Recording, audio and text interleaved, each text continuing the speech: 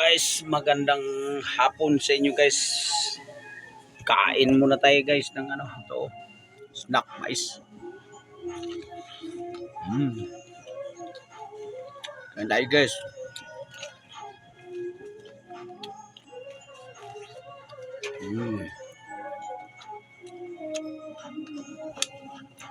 Ang mais guys, ayun ang masarap kainin. Ay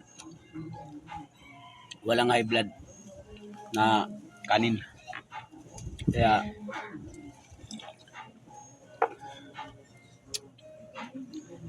iwas sa high blood talaga guys. Ito mais ang dapat kainin sa mga tao.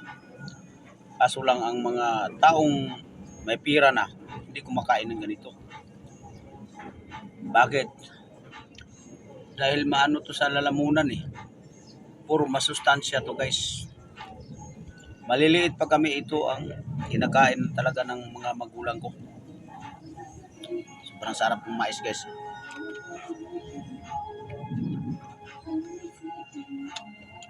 Lalo na pag may sinabaw na malunggay. Dabis talaga guys. Guys, ang parisan niya ng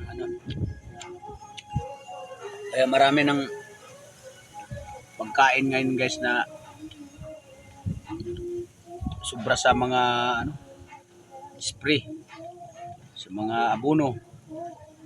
Kaya mga sinaunang panahon walang mga spray masyado eh. Ngayon wala na. Kaya patay tayo dito sa chemical. Yung tatay ko guys, hindi man si mayabang.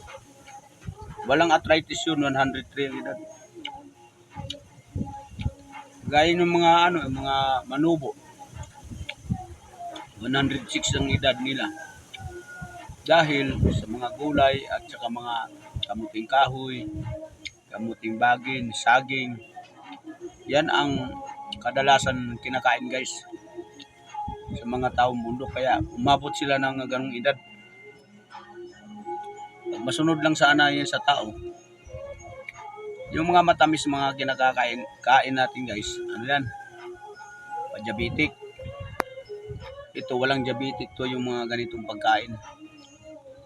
Lalo na pag mga kamuting kahoy at saka saging na aldaba, yan ang masarap.